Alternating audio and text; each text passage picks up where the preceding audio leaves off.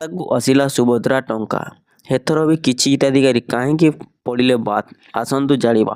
ତା ପୂର୍ବରୁ ଭିଡ଼ିଓଟିକୁ ଲାଇକ୍ କରି ଚ୍ୟାନେଲଟିକୁ ସବସ୍କ୍ରାଇବ୍ କରିଦିଅନ୍ତୁ ଏବଂ ପାଖରେ ଥିବା ବେଲ୍ ଆଇକନ୍ଟିକୁ ଅନ୍ କରିଦିଅନ୍ତୁ। ଚାଲନ୍ତୁ ଜାଣିବା। ରବିବାର ମଧ୍ୟାହ୍ନରେ ସୁଭଦ୍ରା ହିତାଧିକାରୀଙ୍କ ଆକାଉଣ୍ଟକୁ ଆସିଛି ଟଙ୍କା। ମୁଖ୍ୟମନ୍ତ୍ରୀ ମୋହନ ଚରଣ ମାଝୀ ଏବଂ ଉପମୁଖ୍ୟମନ୍ତ୍ରୀ ପ୍ରଭାତୀ ପରିଡ଼ା ସୁନ୍ଦରଗଡ଼ ଗସ୍ତରେ ଯାଇ ଏହି ଟଙ୍କା ବଣ୍ଟନର ଶୁଭାରମ୍ଭ କରିଛନ୍ତି। ଆଜି ପ୍ରଥମ କିସ୍ତିର ତୃତୀୟ ପର୍ଯ୍ୟାୟ ଟଙ୍କା ଆସିଛି। 20 ଲକ୍ଷରୁ ଅଧିକ ଯୋଗ୍ୟ ହିତାଧିକାରୀଙ୍କ ଆକାଉଣ୍ଟକୁ ଏହି ଟଙ୍କା ଆସିଛି। ଉପମୁଖ୍ୟମନ୍ତ୍ରୀଙ୍କ ସୂଚନା ଦେଇ କହିଛନ୍ତି 2,67,000 ବାଦ୍ ପଡ଼ିଥିବା ହିତାଧିକାରୀଙ୍କ ତାଲିକା ବ୍ଲକରେ ପହଞ୍ଚିଛି। ବ୍ଲକରେ ଏନେଇ ସମୀକ୍ଷା ସାରିଛି।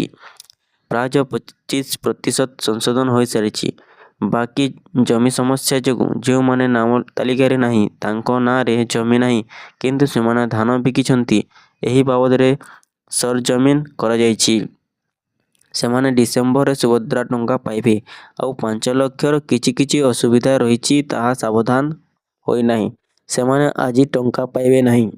ସେମାନଙ୍କର ଆକାଉଣ୍ଟ ସହ ଆଧାର ଲିଙ୍କରେ ସମସ୍ୟା ରହିଥିବା ଉପମୁଖ୍ୟମନ୍ତ୍ରୀ କହିଛନ୍ତି।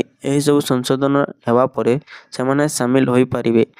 ଏହାର ସମାଧାନ ହେବା ପରେ ବାଦ୍ ତାଲିକାରେ ଥିବା ଆଉ 5 ଲକ୍ଷରୁ ଅଧିକ ଯୋଗ୍ୟ ମହିଳା ଡିସେମ୍ବରରେ ଅର୍ଥରାଶି ପାଇପାରିବେ ବୋଲି ଉପମୁଖ୍ୟମନ୍ତ୍ରୀ କହିଛନ୍ତି। ସୁଭଦ୍ରା ଯୋଜନା ସମ୍ପର୍କରେ ସଚେତନତା ସୃଷ୍ଟି କରିବା ଲାଗି ସରକାରୀ ଅଧିକାରୀ ଘରକୁ ଘର ଯିବେ। ବାଦ୍ ପଡ଼ିଥିବା ହିତାଧିକାରୀଙ୍କୁ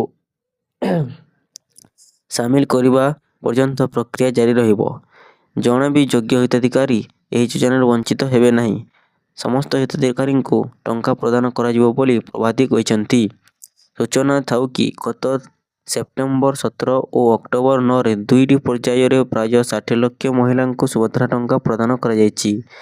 ଏହି ଯୋଜନାରେ ଅଧିକରୁ ଅଧିକ ମହିଳା ସାମିଲ କରିବାକୁ ରାଜ୍ୟ ସରକାର ଲକ୍ଷ୍ୟ ରଖିଛନ୍ତି। ତେବେ ଦର୍ଶକ ବନ୍ଧୁ, ଆପଣଙ୍କ ଯଦି ଟଙ୍କା ଆସିନାହିଁ ବ୍ୟସ୍ତ ହୁଅନ୍ତୁ ନାହିଁ। ଆଗକୁ ଆପଣଙ୍କ ଟଙ୍କା ଆସିବାକୁ ଯାଉଛି। ତେବେ ଦର୍ଶକ ବନ୍ଧୁ, ଏମିତି ଲେଟେଷ୍ଟ ଖବର ପାଇଁ ଆମ ଚ୍ୟାନେଲ ସହିତ ଜଡ଼ିତ ରୁହନ୍ତୁ ଏବଂ ଭିଡ଼ିଓଟିକୁ ଲାଇକ୍ କରି ଚ୍ୟାନେଲଟିକୁ ସବସ୍କ୍ରାଇବ୍ କରିଦିଅନ୍ତୁ।